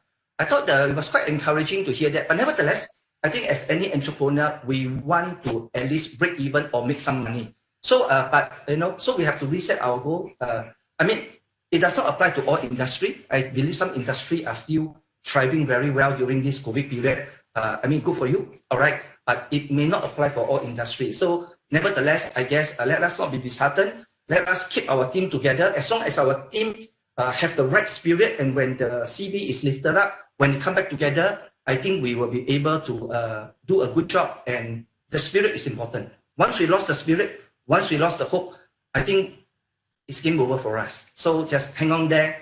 You are not alone. Yeah, I'm done. Thank you so much, Jeffrey, for your sharing. Very, very candid sharing. And for the rest of you who are in the room, thank you so much for staying with us. We have 3 more speakers coming up, and we will extend the timing by a little bit. So I hope you can just continue to join us. Ivy, can you come in to start your sharing? Thank you, Joseph. Hang on, I need to swap the screen to Ivy. Ivy is the CEO of Vita. She's in the business of making your kids healthy, I think. So I'll let Ivy share more about what she does. Wonderful lady, a woman of great resolve and steel. Ivy, over to you. Thank you, Joseph. Thank you, Joseph and SMU, for the opportunity to share what we have been doing during this COVID-19 period. So myself as a nutritionist, and I'm the CEO of VitaKids. So VitaKids is actually a retailer, wholesaler for health supplements. And as listed here, these are our product categories that we do carry. And we have 9 retail outlets in Singapore. But too bad right now, due to the circuit breaker, we are not being able to operate. So next slide, please, Joseph. Okay. Thank you. Yes. So just would like to share, since our retail outlet are not able to open, what and how we actually reach out to our existing customer. So we have to actually inform our customer that these are the e-commerce platform that currently VitaKids in. So beside that, how are we going to share the information with them? Because usually if physical customer going to our retail, our nutritionist will be able to share with them the educations, knowledge, and also even health and diet and healthy lifestyle, what you need to eat. So currently we are not able to do person in person. So we actually have our in-house nutritionist or dietitian to film the videos, and actually we share in the social media platform. So they can actually watch again and again. And we actually are targeting on kids nutrition, weight management, and also adults health, for example, stress, and also brain and eye health, where when you are working from home or you're doing HBL at home, these are something that you may have concern. So for those that need urgent delivery, they will actually go for the food delivery service platform that we currently in, which is Foodpanda. Okay, move to the next slide, please, Joseph. Yes, got it. So based on this COVID-19 framework, we talk about opportunities. So I think previous speaker mentions that actually when something disaster happen, there is this opportunity to come by, just whether you able to catch it. So during this period, we actually explore that when you are not able to visit your loved one or even your relative or friends, where you want to send something to them, like during celebrations, Mother's Day, birthday. So what are things that we actually can help our customer to reach out to their loved one? So we created our gift and hamper set for Mother's Day, for birthday, for newborn baby. And also we actually helping company to send out care pack as well. So for example, if you want to send it for your clients, for your staff, if let's say they are working from home, you want to know whether they are fine, or you want to give them some surprise, we can have include healthy snack for them, or even essential oil, or even lip balm, you know, something that actually cheer them up. Okay, next slide, please. So for value creation is more on this topic. I will focusing on our staff. So actually, it's more on the mental wellness training. So personally, I just started on the CB when we actually received the notice that actually we couldn't open our retail store. Quickly, I actually created a training program on the first in April that actually to reach out to our retail team to actually show them about this response continuum. You know, this is not only applicable as staff, employees, employers, but it's also for your personal friends, family, and relationship. So because this up to how do you respond to this COVID-19, which mindset or which level are you in? So hopefully we are not in the panic zone or emotional response. We should be on the taking action early to mitigate the risk. So after that, I also share with them the food and nutrition market insight during COVID-19. This is to actually get ready them to understand the current situation, especially on food and nutrition markets in Southeast Asia. And sales and marketing training that I conducted is actually to prepare them for post-circuit breaker, because they maybe have disconnected with the clients or customer for almost 2 months, or I'm not sure whether it would be longer, but how to get ready. We have to retrain or refresh their memory on product knowledge and also the sales training. Yeah, next. So the next one that would be mentioned about innovation. So this is little thing that we have done. Actually, as you know, we have retail team of 20 over them. Right now, they are actually staying at home, working from home. So what they can do at this period? So we created many new platforms, online platform, for them to manage from home. So currently, they are managing WhatsApp group order, Q10, Carousel, GrabMart, and the Food Panda. So they are able to learn new skill on how to do digital marketing, how to do product posting, how to liaise with customer through e-platform. So it's how do you communicate when you couldn't meet face to face. So at least they can learn some new skill during this period. And of course, for our logistic team, we also increase the home delivery service capacity. So we actually also motivate our team that, you know, for logistic, currently you are the most important department in the whole company right now, because you are the one who, once we close the sales, the logistic team will do the PM pack and deliver to all the customers, including our wholesale customer, e-commerce customer. So this is something that we do for our staff, and also for the company to hope to get rid of, to get through this period. Yeah. So the last slide would be about daily tasks. So the daily action plan. So before start from the, I think staff feedback to us also, like working from home. I'm not sure what I need to do, what I need to achieve daily. So actually I share with them, okay, maybe you have this schedule. You look at it, this point is actually helping you to plan out what you need to do at home. For example, you need to find a dedicated workplace. Make sure you have a table and chair and your laptop.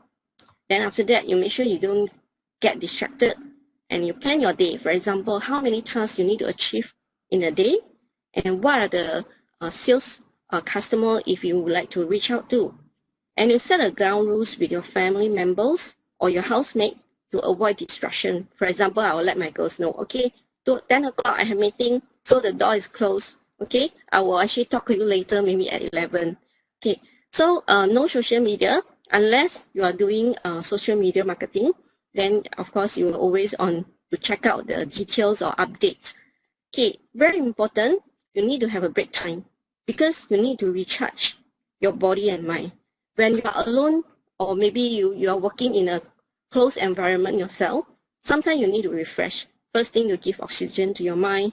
You need to eat good diet. You have your drinks, coffee, tea to refresh you up. So when you back to work, you will actually get better ideas. Maybe your brand is fresher. So remember, don't overwork, especially for some, I think bosses, they have meetings back to back, because now it's very convenient. You just have Zoom, Team, any meetings together. So one day you can have like 6 meetings. So how are you going to squeeze everything inside? But just remember, you need to have a break, you know, to take care of yourself.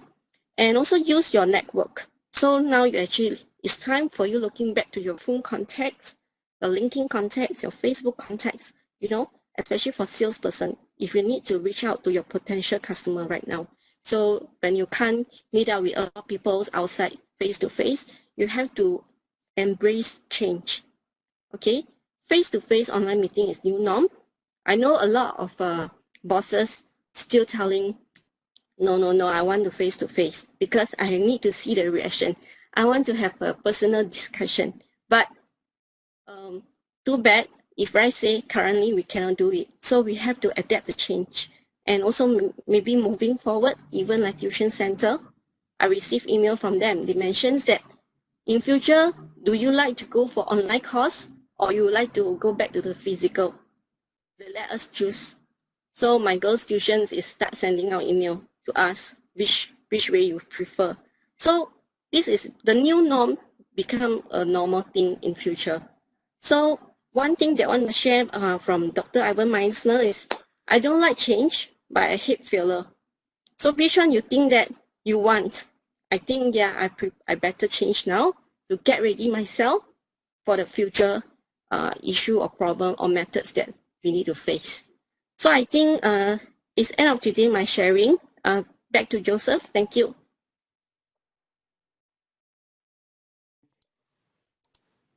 Thank you, Ivy. Thank you so much. And next we have Sean. Sean, let me just share a little bit. Sean run a executive search firm, and he has a huge team in China. Okay, he has a huge sales team in China, and today he will be sharing quite specifically how he engage, how he motivate, how he gamify the sales process. Because the thing is, back in China, Sean, you can come on screen, yeah. Back in China, yeah, that's in the video. It's still IV. Hang on, So for Sean, right, he come up with a way to kind of incentivize the people, right? So hang on, I got to swap. Okay, the screen is swapped, and let's welcome Sean to do his sharing. Sean, over to you. Hey, hi. Thanks a lot, Joseph. Hi, everyone. So COVID actually happened in China in January period. So about 80% of my staff of strength are actually in China. So we were experiencing COVID lockdown in January, February, March period. And then Singapore, our guys are still walking around without masks and everything. So I was actually the first hand running a COVID lockdown situation for my China team. We have about 300 to 400 staff in China. So that's why managing about 10 different offices in China. So we had to have a concrete action plan to fight this COVID situation. So I'd like to share today on some of the things that we do to battle this work from home situation. Next page, please. Yes. So before I share about the action plans that we adopt in the last few months, maybe a little bit background about the nature of work about our company. Because our company, most of our guys are sales staff. So our back office staff, maybe about 30 or 40 of them. The rest are all mostly sales staff. So the strategy that I'm sharing today is really about how we manage a group of sales staff productively during this work from home situation. So next page, please. So I run the Asia Pacific region with offices in Japan, Hong Kong, Singapore, and offices across China. So the company is headquartered in Shanghai, and I'm based in Singapore. So a little bit about the some story that we always tell our Chinese and Singapore staff is we learn from each other during this COVID situation. Before they were having the lockdown, we in Singapore, we are happy going around, but now that we are locked down, China is backed up. So the reverse took place, and I really experienced why and how they are feeling working from home. Yeah, next page, please. Okay, next. I think the most important thing that we learned from this episode is really how do you adopt remote working, how we leverage technology, and how we do social distancing. So leveraging technology for us is actually a very important factor. So having a good sales management software to monitor your guys, sales guys' KPIs, as well as organizing interesting competition to foster relationship between the team. Today, I'd like to share an example of how we make work fun by using some virtualization as well as gamification of how a competition that we conduct within the sales team. If we can go to the next page. Maybe you can play the screenshot here. Now, this is a competition between the sales team here in Singapore. We know what are the key KPIs that each one of them are doing on a daily basis, and we have an application. This is a third-party software that we adopted during this period of time to enable our guys to know each other's statistics, and we organize a competition. So for the month of May, right, whoever do the most business development, they get a ticket to nowhere. They get to anywhere in the world when the COVID is over. So they are all trying to increase their BD notes, trying to refer clients to other consultants, or they're trying to bring in new jobs for the company. So we have a dashboard as such, and this is something that we can push out this competition on their mobile phone, and they will be alerted as and when someone get 1 point or 2 points. So it creates a energy and a feeling of monitoring each other to form that kind of competitive nature. Now, this works very well for salespeople because in recruitment, right, our job is not just about HR and recruitment. It's also about looking for new clients and finding new candidates. It's a very sales-driven job, sending CVs out.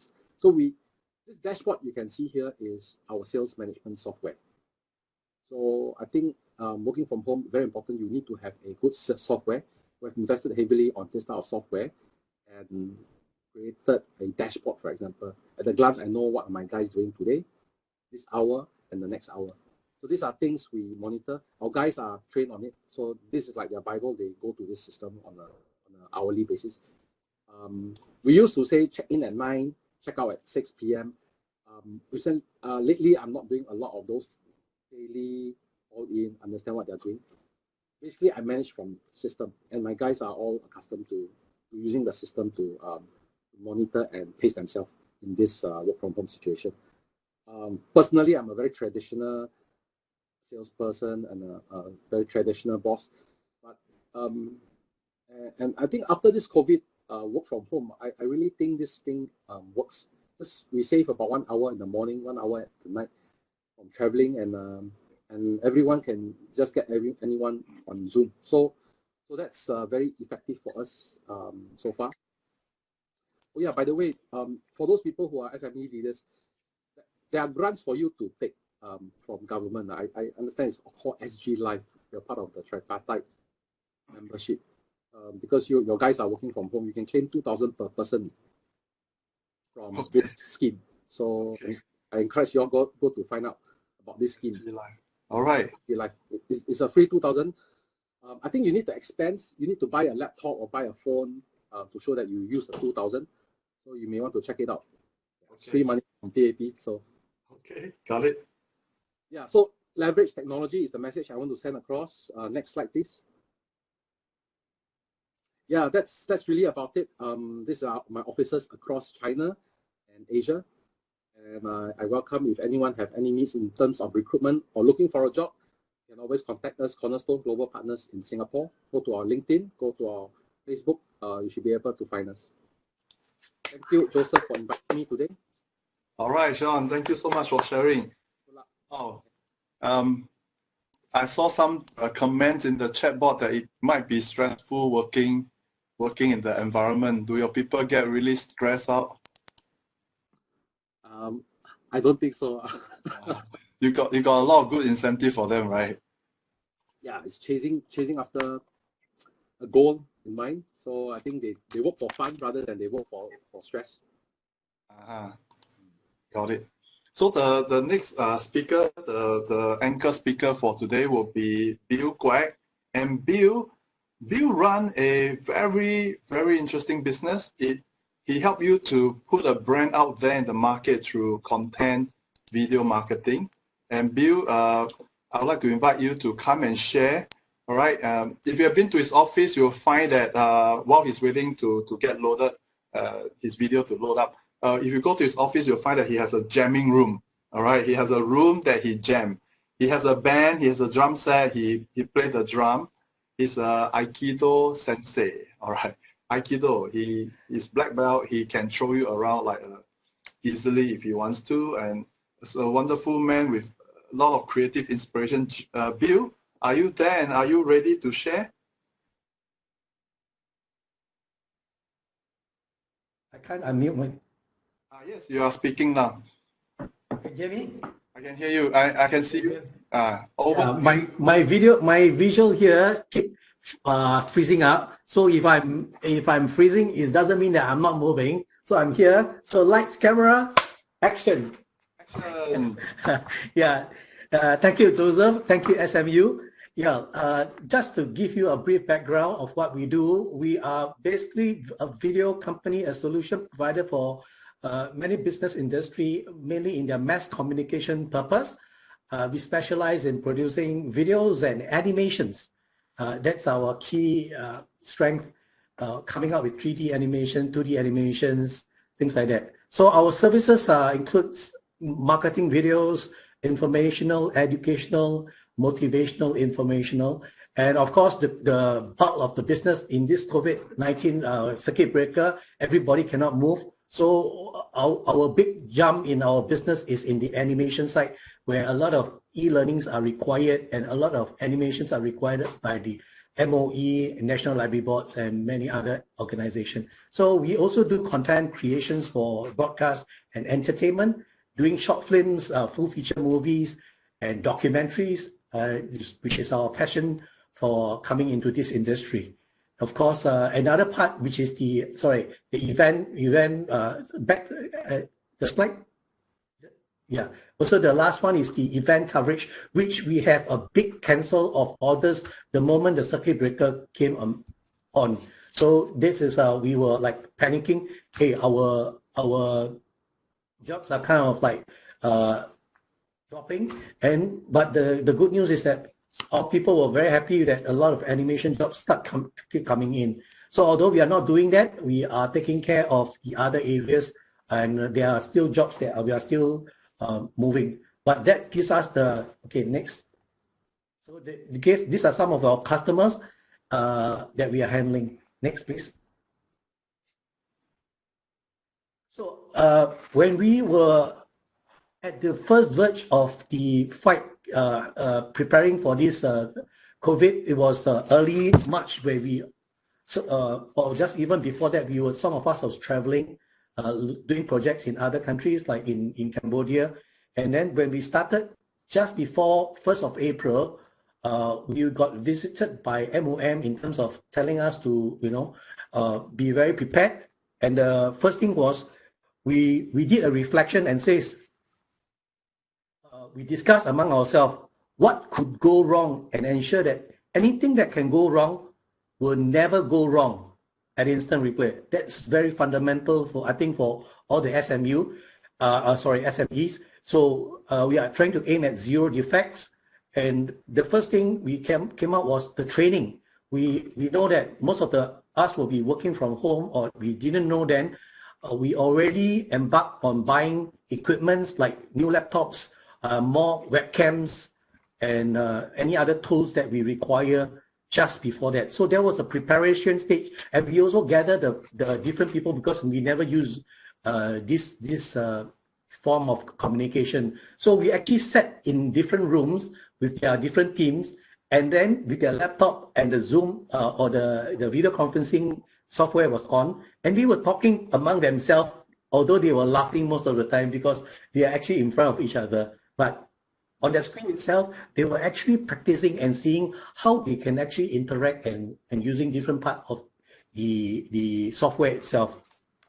So I think that was a very interesting part that before we really kick into the circuit breaker on the 1st of April, when everybody start moving their equipment back, we were very, very skeptical because our producers and people, editors who are working, sometimes we really need to take a look at their computer and what's going on and whether the progress is going on. So it was very, very scary for me, especially taking the lead of the team itself. But I couldn't show that. I just got to assure them that everything's going to be all right. It's a real thing, a real challenge for us. So, but a good thing that my team actually laid down a plan, and I'm going to discuss on, which is on the next slide, is that we took what Joseph has shared with us, and we thought that it is very, very important that we do a check and then check and balance. So may I ask you your first question? First question to all of you who are listening in. Is it true that if we start working from home, it is an easy thing? It is still the same because it's still working from laptop, right? Or working from a computer, right? They can work from a computer, they can work anywhere, right?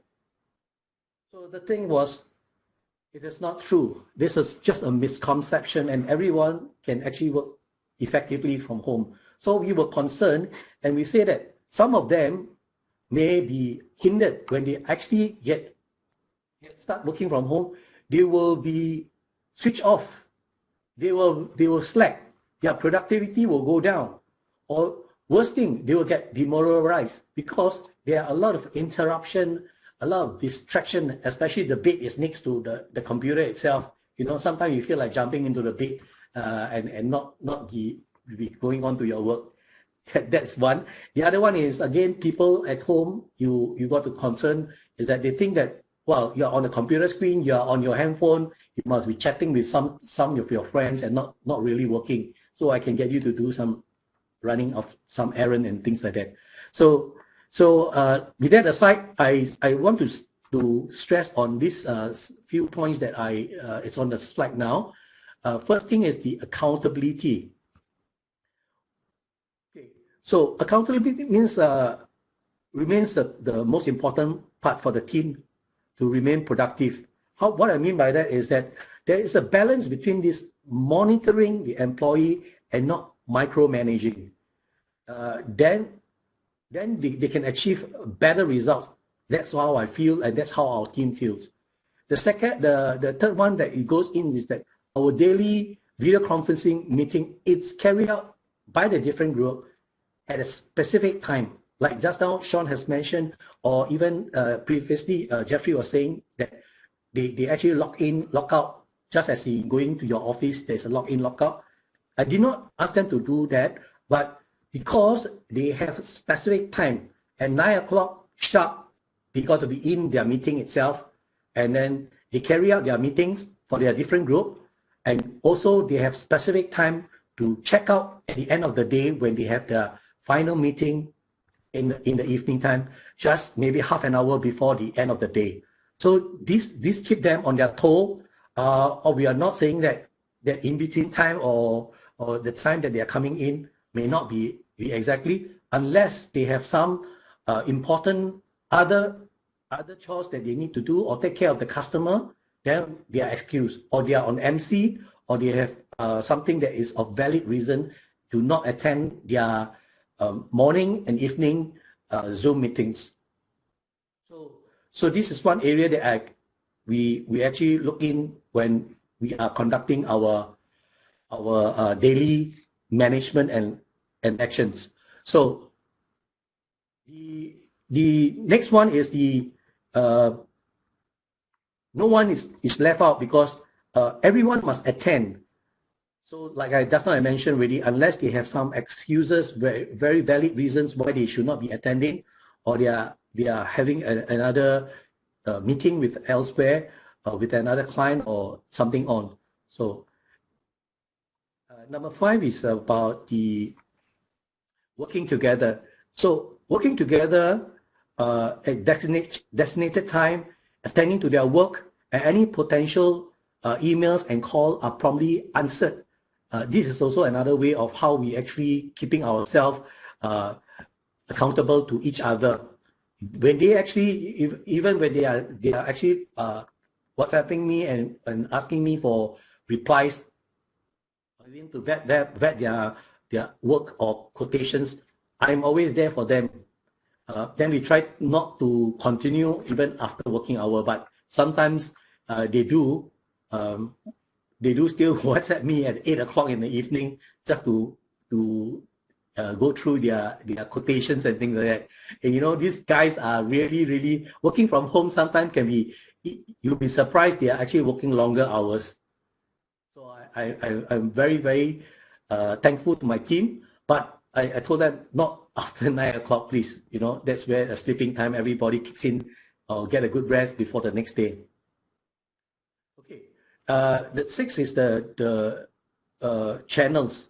Reporting channels are one thing that has to be quite rigid in our sense that there is a delegated management structure that we actually follow on this.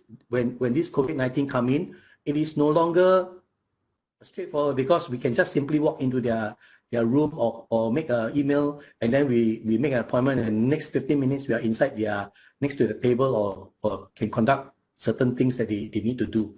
But with this remote way of working from home, then we actually have another different systems of how we delegate the management, and the reporting channels have to be quite strictly adhered to.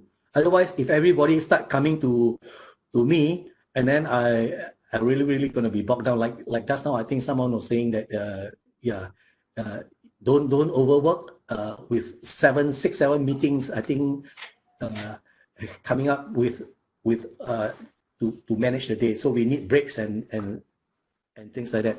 So, and the 7th one is that we're talking about shifting from a virtual setup during home to using a matrix organizational structure used rather than a traditional hierarchy. What I mean by that is that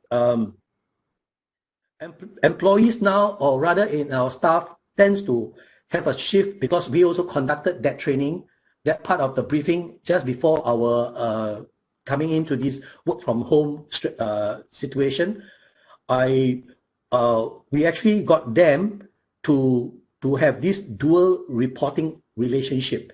So what I mean by that is that one of it, that they are working from home, they report to their head of department.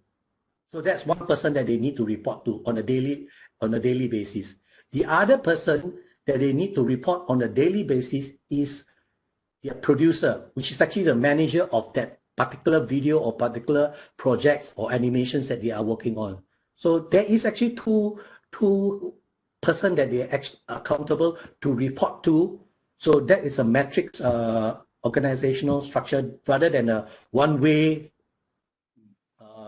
traditional hierarchy structure. So that is already in place, and I'm very glad I wasn't the one that comes up with that situation. Is just that, like I said, during our reflection time just before the COVID-19 circuit breakers kicks in, my guys was already toying with different strategy and different ways of how best we can come up with, and we actually put it on print, and we actually shared with the team members, and everyone got a say of how best to work on it. Another one is, before I end of what I just presented, is that COVID-19 circuit breaker is going to end very shortly in the next few days. Right? Monday, everybody can go back. No, Tuesday, everybody can go back. 2nd of June, everybody can go back. So who's going to go back in terms of at instant replay? Yours truly, I'll be going back there.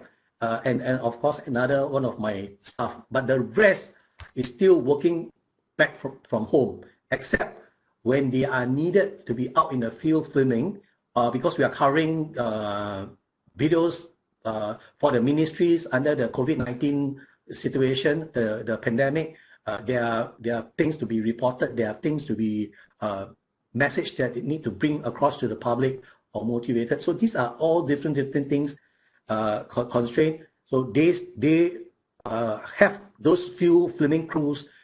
In fact, there's 2 teams of them will be out there on a regular basis, filming and still editing either on the spot or back at home, or certain jobs that they need to do voiceovers or special equipments that are required inside the office itself or inside our studio. Other than that, I think we are all good to keep going at this stage until the green light from the ministry or the health authority saying, okay, everybody can safely go back.